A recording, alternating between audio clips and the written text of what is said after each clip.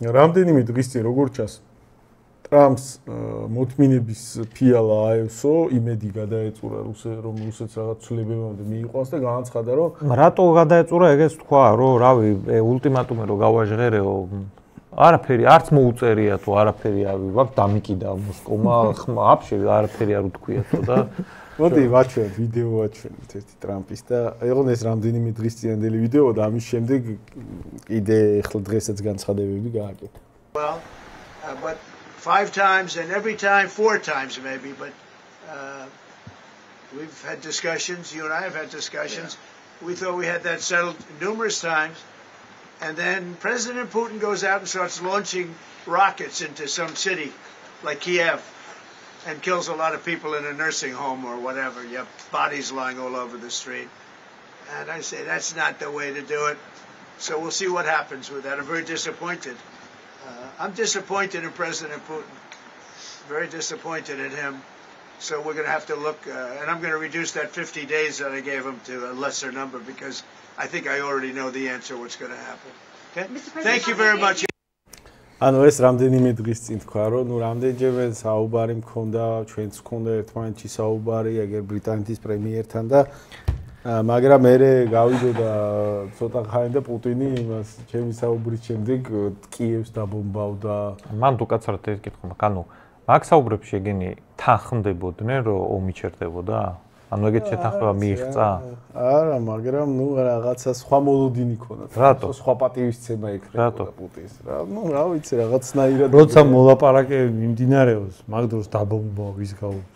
და ამიტომ ეხლა მე ეს ასე არ უნდა გაკეთდეს პუტინი მოქმედებსო და ამიტომ მე მგონი იმ 50 დღიან ვადას უფრო ნაკლებ დღემდე ერთი ვერსია რომ შემოგთავაზოთ, აი კონსპიროლოგიური რატომაც არ უპასუხა პუტინმა. ტრამპმა იმდენი ანალოგიური განცხადება გააკეთა აი ამ უკანასკნელი თვეების განმავლობაში, რომ რომელია მთავარი ულტიმატუმი შეიძლება ვერ გაიგო. მართლაც ახლა ამ განცხადებამდე მანამდეც ულტიმატუმი იყო, ხო? ან იმის წინა ულტიმატუმიც იყო, იმის წინაც და მთელი სოფლიო დაიბნა რა. თან მეორე მიზეზიც შეიძლება. ეხლა გასაგებია, რომ პირველ ულტიმატუმი იყო რომ მოვალთ ხელისუფლებაში 3 დღეში დავამთავროთ. თან საათია. მაგ ულტიმატუმზე გასაგებია, რომ უარი უნდა უპასუხოს, ხო და ეხლა უარის პასუხს არ ჯობია, რომ საერთოდ არაფერი არ უპასუხოს, ანუ უფრო შერბილებული ვარიანტი გამა. ხო, მოდით ეხლა ხუმრობა ცოტა გვერდზე გადავდოთ და ცოტა სერიოზულად განვიხილოთ ეს საკითხი, აი რასთან გვაქვს საქმე. ნუ ერთ-ერთი ვერსია არსებობს, რომელიც ასევე აქტიურად ჟღერდება ამ საინფორმაციო სივრცეში და საექსპერტო წრეში, რომ არც არაფერს ტრამპი არ აპირებს და ეს მორიგი მისი საინფორმაციო აი ბოლია, შეგნებული ბოლი იმისთვის, რომ თან ისიც დააფიქსიროს, რომ ის შეწუხებულია ამ ომით. მაგრამ რეალურად არც უნდა კონფრონტაციაში შესვლა რუსეთთან, როგორც უკანასკნელი თვეების განმავლობაში ახერხებდა ამას და ამ ვერსიას რა ამყარებს? ამყარებს ის, რომ აი უკრაინას რომ უნდა გადასცენ იარაღი. ტრამპმა რო გადაცხადა. რამდენი ხანი გავიდა? დაახლოებით 1 თვე ხო გავიდა უკვე. 1 თვემდე. 1 თვემდე, ხო? ჯერ უკრაინაში შეიარაღება არ ჩასულა. არა, თან მან ტრამპა რო განაცხადა, ევროპელები გაჟღერდა თითქოს ამერიკა აძლევს, მაგრამ გაირკვა რომ ამერიკა არაფერს აღარ აფინანსებს და ევროპელებმა უნდა იყიდონ. რა 14 თუ რა რამდენი ციფრის დაასახელა. პატრიოტი. თუ 17. აი 17 უცნაური ციფრი რო გაჟღერდა, რიცხვი, რომელიც ვერავინ ვერ გაიგო, პენტაგონმაც ვერ დაადასტურა. აი მაგ განცხადებაში ანადგარი იყო, გამშვები იყო, ბატარეა იყო. ჩვენ საუბრობდით სხვათა შორის, ჩვენს ეთერშიც ვისაუბრეთ მაგაზე. ანუ მაგ განცხადებიდან, რომელსაც მოყვა გარკვეული ეიფორია განსაკუთრებით ამ პროუკრაინულ მედია საშუალებებში და ტრამპმა განაცხადა, რომ ამერიკა გააგრძელებს უკრაინის შეიარაღებას, უბრალოდ მე დააკონკრეტა, რომ ამერიკული იარაღს იყიდიან ევროპელები და ევროპელები მე ამ შეიარაღებას მიაწოდებენ კიევს გაირკვა, რომ არავინ არ ყიდულობს ამ შეიარაღებას. ერთმანეთის მიყოლებით საფრანგეთმა, იტალიამ, გერმანიამ განაცხადა, რომ ისინი არ აპირებენ ამერიკული შეიარაღების შესყიდვას. მერე გაზღერდა, რომ გერმანია თავის რაღაც დარჩენილ პეტრიოტის რამოდენიმე გამშვებ დანადგარს გადასცემს უკრაინას, რამოდენიმე ცალს, რამოდენიმე კომპლექსს, რომელიც არაფერს არ ნიშნავს, ზღვაში წვეთია. ისიც რაღაც 2027 წლამდე მოხდება ეს. ანუ რაღაც ეგეთი განცხადებები გაკეთდა. ეს არის ერთი ვერსია. არსებობს კიდევ ერთი ვერსია, რომ ტრამპი მართლაც ცდილობს რუსეთის ზეგავლენის მოხდენას, ოღონდ ცდილობს რანაირი ფორმით. მე რამდენე ის არის უკვე ვერსია სანქციების, უკვე მეც ამერია, უკვე არ ვცვლი, ხო, რაღაც მორიგი სასანქციო პაკეტი, კიდევ მორიგი, ანუ საერთო ჯამში რუსეთს დაუწესეს რამოდენიმე 10,000 სანქცია. სხვადასხვა დარგში და სხვადასხვა საკითხზე, მაგრამ ნუ როგორც ხედავთ, არ იქონია მან რაღაც მნიშვნელოვანი გავლენა რუსეთის ეკონომიკაზე, როგორც აგრძელებდა ომს, ისევე აგრძელებს. ამიტომ დარჩა ერთი გზა. დარჩა მეორადი სანქციები. რას ნიშნავს ახლა ეს მეორადი სანქციები? რუსეთის ეკონომიკა დიდწილად ივსება ენერგომატარებლების ექსპორტის გაყიდვით. ანუ ექსპორტით. მარტივად რო ვთქვა, ნავთობს და გაზს რუსეთი ყიდის მთელი სოფლიოს მასშტაბით. მაგრამ ერთ-ერთი მთავარი შემწყიდველი, ყველაზე მსხვილი იმპორტიორი რუსული ამ ენერგომატარებლების არის ორი ქვეყანა. ერთი არის ჩინეთი და მეორე არის ინდოეთი. ჩინეთი დიდწილად ამ ენერგომატარებლებს მოიხმარს საკუთარი ინდუსტრიისთვის, ანუ შიდა მოხმარებისთვის ჭირდება და ხა ხო წარმოგვიდგენია რამხელა მასშტაბზეა საუბარი, ხო ჩინეთი უზარმაზარი ქვეყანა, უზარმაზარი ქარხანაა. ინდოეთიც ძალიან დიდი ქვეყანა, მაგრამ ინდოეთი გარდა შიდა მოხმარებისა, განსაკუთრებით ამ რუსულ ნავთობზეა საუბარი. ინდოეთი ეწევა რეექსპორტს. ანუ რუსულ ნავთობს ყიდულობს და მერე თავად ყიდის ამ რუსულ ნავთობს, მათ შორის ევროპაზე ყიდის, ოღონდ არა რუსული ბრენდით. რაღაც სახელს გადაარქმევს, ვითომ ინდურია ან რაღაც ინდური ნავთობი. ინდური ნავთობი, ხო და ეგრე ყიდის. დაახლოებით 80% არასისხლიანი ნავთობი. ხო, არასისხლიანი ნავთობი. დაახლოებით 80% ამ ენერგომატარებლების გადის რუსეთიდან ან ინდოეთში, ან ჩინეთში. ეხლა ტრამპი ცდილობს, რომ ჩინეთზე და ინდოეთზე მუქარით რუსეთს ეს პრობლემები შეუქმნას.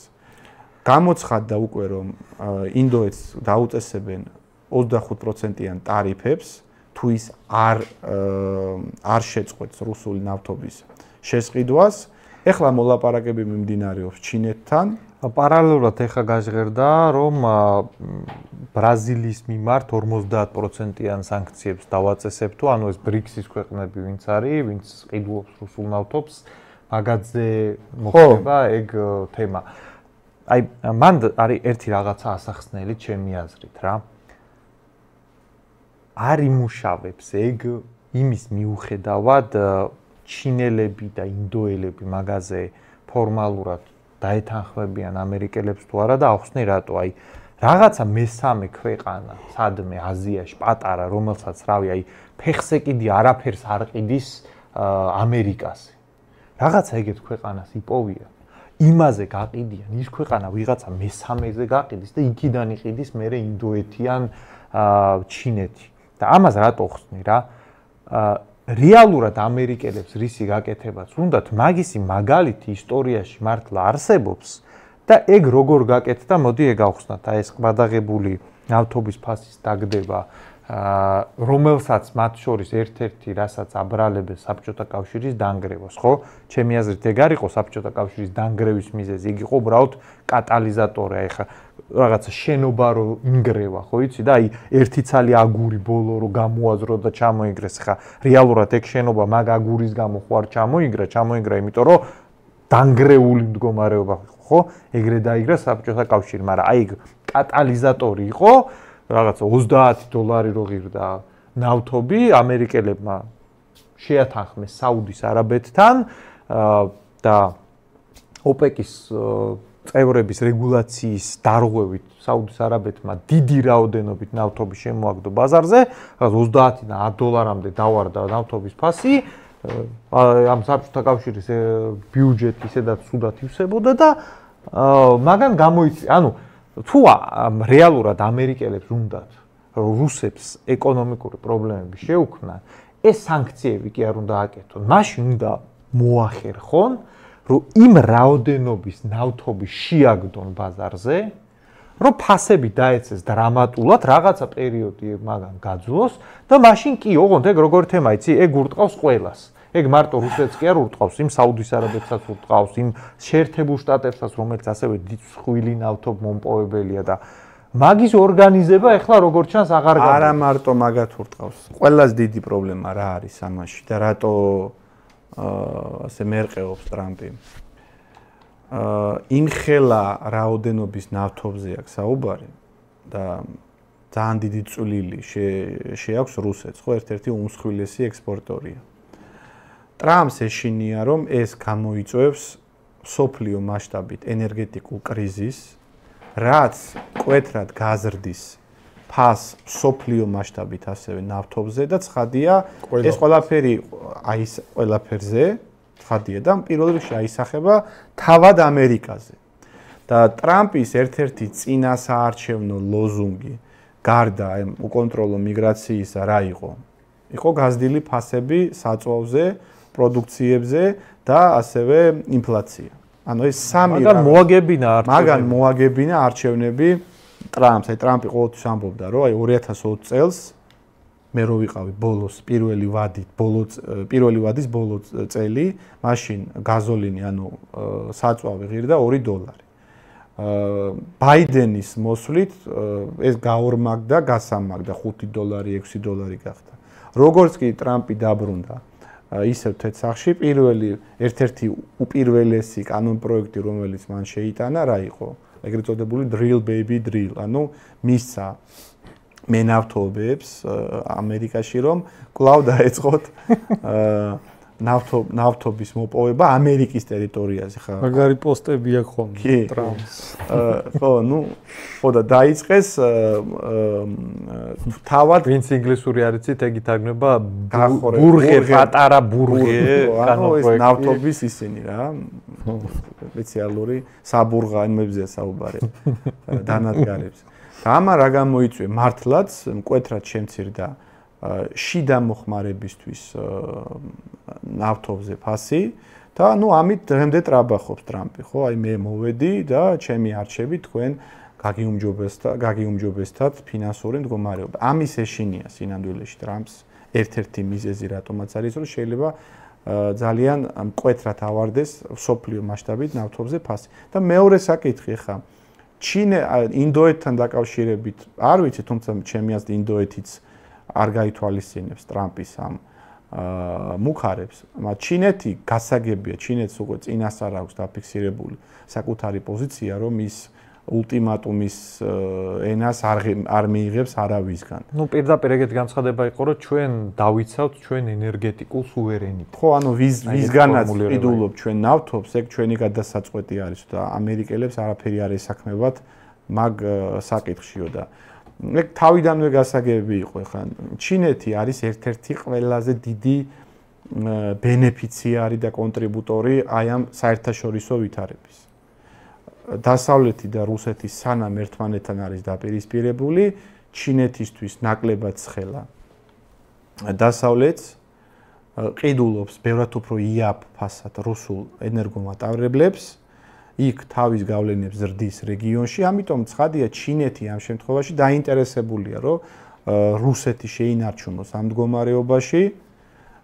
ხოლო შორის რამოდენიმე კვირის წინ საკმაოდ ისეთი სერიოზული სტატია იყო ვან ის საუბართან დაკავშირებით, ვანი არის, ვინც არიცით, ჩინეთის საგარეო საქმეთა მინისტრი და მის საუბართან დაკავშირებით ევროკავშირის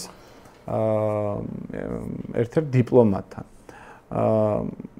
ესეთი უშუალო პირდაპირი საუბარი ჰქონდათ, რაც ზოგადად ჩინელებს არ ახასიათებს, ჩინელები ყოველთვის პოლიტკორექტულობის ჩარჩოებში და უკიდურესად დიპლომატიურ გაუგებარიენით საუბრობენ ხოლმე იმისთვის რომ აი რაღაც ყველანაირი დარტყმა აერიდონ, თუმცა ამ შემთხვევაში და მაგით იყო მე ეგ სტატიები რეზონანსული, რომ ჩინელებმა არც დამალეს. მოკლედ რა თქვა ეხა ვან იმ მან აღნიშნა რომ ჩინეთს აწყობს ეს მოცემულობა რაც ეხლა ხდება დასავლეთსა და რუსეთს შორის და ის არ დაუშვებს რუსეთის დასუსტებას და დამარცხებას ამ დაპირისპირებაში. კითხვაზე ჩინეთი მონაწილეობს თუ არა პირდაპირი ფორმით საომარ ვითარებაში და საომარ მოქმედებებში უკრაინაში, მან აღნიშნა რომ ჩინეთი რომ მონაწილეობდეს ამ კონფლიქტში სამხედრო თვალსაზრისით, ეს ომი დიდი ხნის წინ დამთავრებული იქნებოდა. ანუ ეგ რას ნიშნავს? ეგ ნიშნავს რომ ჩვენ ჯერ არ ჩავრთულ ვართ. ჩვენი რესურსები არ გამოგვიყენებია, მაგრამ რომ გამოვიყენოთ, უკრაინა დამთავრდება. ბადაჟორის ჩინელების სამხედრო გამოყენება რას ნიშნავს?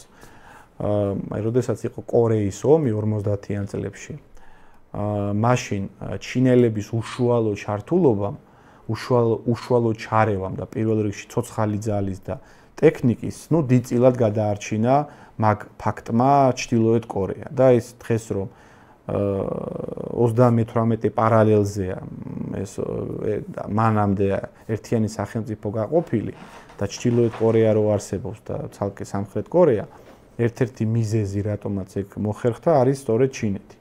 მიუხედავად იმისა, რომ საბჭოთა კავშირიც აქტიურად ეხმარებოდა ფხენიანს. ამიტომ გასაგებია ახლა აქ მეტნაკლებად რა გეოპოლიტიკური კონფიგურაციები ვლინდება, ჩემი აზრით ტრამპის ამ ულტიმატუმს ჩემი ვერსიით არავინ არ გაითვალისწინებს, არც ინდოეთი არ გაითვალისწინებს, მით უმეტეს არც ჩინეთი და კიდევ უფრო მით უმეტეს რუსეთი. ომამდე 2022 წლამდე რუსული ნავთობი აქტიურად იყიდებოდა დასავლურ ბაზარზეც და მას შემდეგ რაც ომის გამო რუსეთზე დაიწყეს სანქციების დადება, იქ სადა დასავლეთმა რუსული ნავთობის ჩანაცვლება და დრამატულად შეამცირა რუსეთისგან ნავთობის შესყიდის ოდენობა, რუსეთმა უბრალოდ მოიპოვა მოძებნა ალტერნატიული მიმართულებები. ძირითადად ეს მიმართულებები არის ჩინეთი და ინდოეთი. აი მაგალითისთვის 22 წლამდე ინდოეთის ჯამურის ან ნავთობის ექსპორტის თლიან ოდენობის მხოლოდ 2%-ს წარმოადგენდა რუსული ნავთობი. ანუ ძირითადად სხვა მიმართულებები ნაკიდულობდა და ეხლა ინდოეთის ჯამური იმპორტის 40%-ამდე რას წყიდულობს, 35%-ს. ნახევარს დაახლოებით რუსულ წყიდულობს. 35-36% დაახლოებით რა იმპორტიც ხდება ინდოეთში ნავთობის, ეს არის რუსული ნავთობი. ანუ უბრალოდ რა მოხდა ინდოეთმა რომ დაინახა რომ იქით უფრო იაფი რესურსია, იაფი ნავთობის შესყიდვა შეუძლია, რომელსაც ქვეყანას, რომელსაც ავიწროებენ და ფასს უგდებენ ნავთობის, ადგა და იაფი ნავთობის ყიდვა დაიწყო. ვისაც ცოტა დაავიწყდა რა არის ინდოეთი? ინდოეთი არის 2 მილიარდი მშიერი, საკმაოდ სოციალურად დაბალ ფენაზე მყოფი ადამიანი, რომელსაც ჭირდება ჭამა და გადაადგილება. და მაგრად ფეხზე კიდია ახლა ინდოეთს ადამიანის უფლებების დარღვევით ამოღებული ნავთობებით ჩაიტუმბება სადღაც მუმბაიში ვიღაცა ტიპი იმაზე რა ქვია რიქშა, მოტორიქშაზე რო ზის, იმას უბრალოდ ყველაზე იაფი ბენზინი ჭირდება რა. ეხლა დაუშვათ ინდოეთი მაინც დაიყოლიეს, შეაშინეს სანქციებით და ინდოეთმა უკან დაიხიდა და განაცხადა რომ კარგი აღარ ყიდულობს რუსულ ნავთობს, ხო? ჩინეთი, რომელმაც უკვე განაცხადა რომ მე ამ შევიწროებას და ზეწოლას არ დავექვემდებარები, ჩინეთი არის მთავარი მყიდველი რუსული ნავთობის სოფლიოში, მთელი გაყიდული რუსული ნავთობის დაახლოებით ნახევარი მიდის ჩინეთში. და მე დაახლოებით 30%-ზე ზემოთ გაყიდული ნავთობის მიდის ინდოეთში. ოღონდ ეს გაყიდული რუსული ნავთობის ნახევარი შეადგენს 20%-ზე ნაკლებ ჩინეთის მიერ წელიწადში შესყიდული ნავთობის. ან ჩინეთი ყიდულობს ბევრად მეტს. ჩინეთმა მეორე ნახევარიც რო იყიდოს, აი სრულად მთელი რუსული ნავთობი რუსეთი რასაც წარმოებს, ეგეც სულ რო შეისყიდოს, ეგ დააკმაყოფილებს ჩინეთის ენერგომოხმარების რაღაც 40%-ზე ნაკლებ, ნავთობმოხმარე, ენერგომოხმარების კი არა, ნავთობმოხმარების 40%-ზე ნაკლებ. თუ საკითხი დადგა ისე რომ აი რაღაც ყველა უარს ამბობს და რაღაც იაფი რესურსია, რომელზეც ჩინეთმა უარი არ თქვა და ცხადია რომ მაგ შემთხვევაში რუსული ნავთობი იქნება ყველაზე იაფი მნიშვნელოვანი ფასდაკლებით მისცემენ. ჩინეთს მარტივად შეუძლია რასაც კი აწარმოებს რუსეთი წელიწადში, მთლიანად ეგ ნავთობი რო იყიდოს, ეგ ვერ აკმაყოფილებს ჩინეთის ნავთობის მოხმარების 40%-საც კი. ამიტომ რუსეთს ყავს მოკავშირედ, ეგ არის ახლა რატო გართულდა რუსეთის ბლოკადაში მოქცევა. რუსეთს ყავს მოკავშირედ ქვეყანა, რომელსაც სრულად შეუძლია შეისყიდოს ყველაფერი, რაზეც ასე თქვა, დგას რუსეთი და რითიც მისი ეკონომიკა, საომარი ეკონომიკა საზრდოობს და თან იქითაც მიიყიდოს ტექნოლოგიების სახით პრაქტიკულად ყველა. როგორია მაიცი, აი მაგალითად ნორნიკელი არის ეგეთი ძალიან ცნობილი საწარმო რუსეთში, ნიკელს აწარმოებს რაღაც არანორმალური რაოდენობით და დავუშვათ, აღარ ყიდულობენ ევროპელები, რავი. ჩინელების ესეთი მუშა პატარა თითები მაგისგან აწყობენ ყველაფერს. და მე მიყიდიან მაგას ისე ევროპელებს. თან როგორ რაღაცა იცი? აი საბჭოთა კავშირის მიმართ რაც იყო მოხერხებადი. რატო იყო იცი მოხერხებადი? სულ ორნი იყვნენ. წინა ცივი ომის დროს სულ იყვნენ ორნი. და ერთმა მეორეს გაუკაჩა. ეს ახალი ცივი ომი რაც ახლა წარმოებს მაგითი არის განსხვავებული, რომ მინიმუმ 3 ძალის ცენტრია. შეიძლება თქვა, რომ იქ კიდე ევროკავშირი არის მეტნაკლებად ავტონომიური, მაგრამ მგონია მულტიპოლარული. ანუ აღარ გამოდის ეგრე, რომ აი მოდი ერთი ალყაში მოვაქციოთ, გავგუდოთ. აი